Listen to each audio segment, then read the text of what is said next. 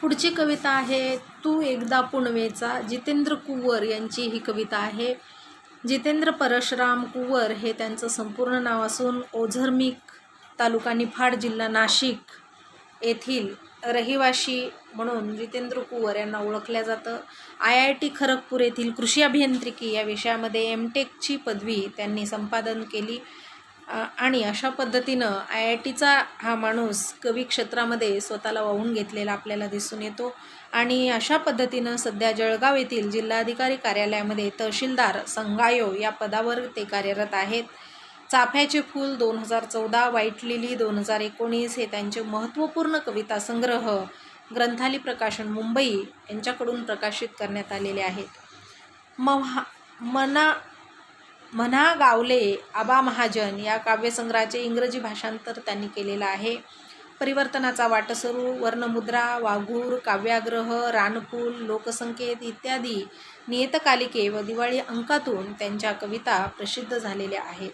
तू एकदा पुणवेचा ही कविता त्यांच्या white lily या काव्यसंग्रहातील या ठिकाणी आहे. त्यांची कविता वाचत असताना रोजच्या ताणतणावातून ती कविता आपल्याला दूर घेऊन जाते. वारा, तारे, नदीकिनारे, चंद्र, चांदण्या, नक्षत्र, पाऊस, ऊन, भिरभिरणारी पाखरं, ढग, ऋतू, निसर्गात विविध सौंदर्य त्यांच्या कवितेतून लिहिलंया ते व्यक्त करत जातात. आणि त्यामुळे त्यांची कविता एक वेगळा या ठिकाणी स्थायी भाव घेऊन आपल्यासमोर येते. 2013-14 करिता महाराष्ट्र शासनाने उत्कृष्ट तहसीलदार म्हणून त्यांना गौरविण्यात आलेलं होतं. आणि अशा पद्धतीनं त्यांच्या कार्याचा या ठिकाणी गौरव करण्यात आलेला होता. एक कवी म्हणून सुद्धा ते उत्तम कवी म्हणूनच आपल्यासमोर येतात. कविता बघा. होळीच्या रात्री वस्तीला परत येताना तू एकदा पुणवेचा चांद मागलेला, बाभळीच्या काट्यात पिवळ्या बाभळ फुलोऱ्यात तो लपलेला. आणि मग होळीची ती रात्र होती. त्या रात्रीला वस्तीला म्हणजे जिथे कवी राहतोय तिथे परत येत असताना, वस्तीला म्हणजे आपण जिथे राहतो त्या स्थानावर, त्या ठिकाणी जिथे घर आहे तिथे परत येत असताना तू एकदा म्हणजे तिने एकदा पुनवेचा चंद्र त्याला मागितलेला होता. आणि पुनवेच्या चंद्राचं आकर्षण कोणाला नाही, आपल्या सर्वांनाच ते आहे. तशाच पद्धतीनं तिलाही त्या पुनवेच्या चंद्राचं आकर्षण झालं असल्यामुळे तिने तो चंद्रच त्याला मागितलेला होता. पुनवेचा चांद मागलेला आणि म्हणून तिने तो चंद्रच मागून टाकलेला होता. बाभळीच्या काट्यात पिवळ्या बाभळ फुलोऱ्यात तो लपलेला. आणि तिने जो चंद्र मागितला तो पुनवेचा चंद्र असल्यामुळे तो बाभळीच्या काट्यामध्ये कवी म्हणतो लपलेला दिसत होता, मला दिसत होता.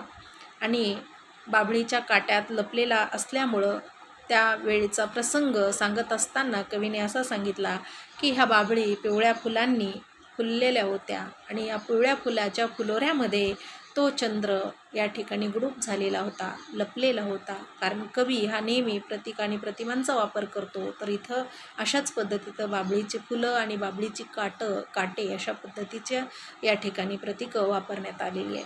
म्हणजे एकंदरीत खरं तर त्याची परिस्थिती या ठिकाणी काट्यासारखी होती. परंतु असं सुद्धा या ठिकाणी जीवन जगत असताना देखील बाभळीची फुलं जी फुलतात त्याप्रमाणे तो या ठिकाणी तिच्या प्रेमाची साक्ष देत होता. म्हणजे त्यामध्ये सुद्धा तो आनंद मानत होता.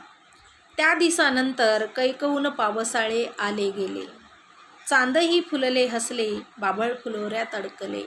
आणि मग कवी सांगतो की अशा पद्धतीनं तो लपलेला चंद्र बाभळ फुलोऱ्यातला या ठिकाणी त्याने पाहिला.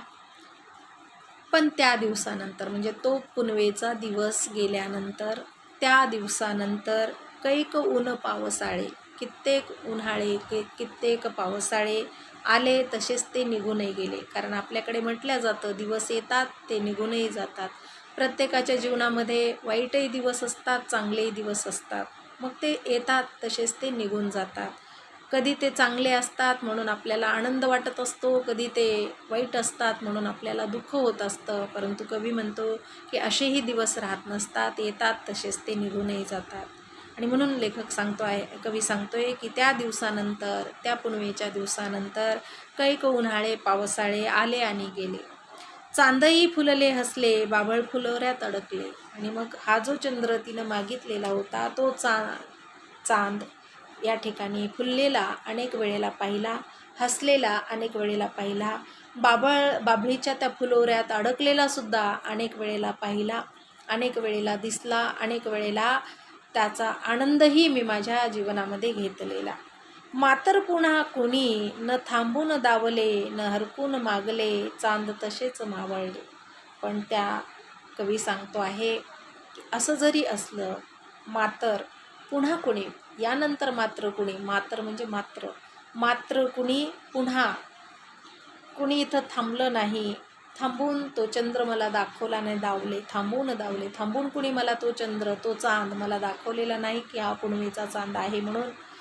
न हरकून मागले, आणि त्या चंद्राला या ठिकाणी आकर्षून, त्याला हरकून, त्याचं आश्चर्य निर्माण करून पुन्हा कोणी मला चांद दे अशा पद्धतीची मागणी देखील केलेली नाही. आणि असे हे चांद येत राहिले, जात राहिले, मावळले, उजळले, म्हणजे असं सगळं होत गेलं. परंतु तिनं जेव्हा तो पुनवेचा चांद मागितला, तो कवी म्हणतो मला काट्यात पिवळ्या बाभळ फुलोऱ्यात लपलेला या ठिकाणी दिसला, तो मी तिला देऊ शकलो नाही. आणि त्यानंतर हा चांद देण्यासारखे उन्हाळे पावसाळे येऊन गेले.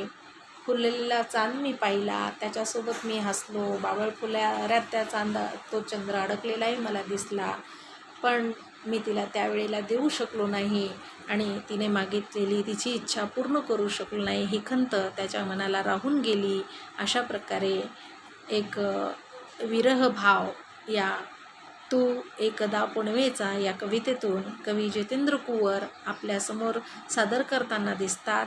अल्पाक्षरमणीयत्व, अत्यंत छोटीशी अशी कविता, कमीत कमी शब्दामध्ये जास्तीत जास्त असे मांडण्याचा प्रयत्न कवी जितेंद्र कुंवर यांनी या ठिकाणी केलेला दिसतो. आणि म्हणून ही कविता या ठिकाणी आपल्याला एक महत्त्वाची कविता विरहात्मक सांगता येते, ऐकता येते.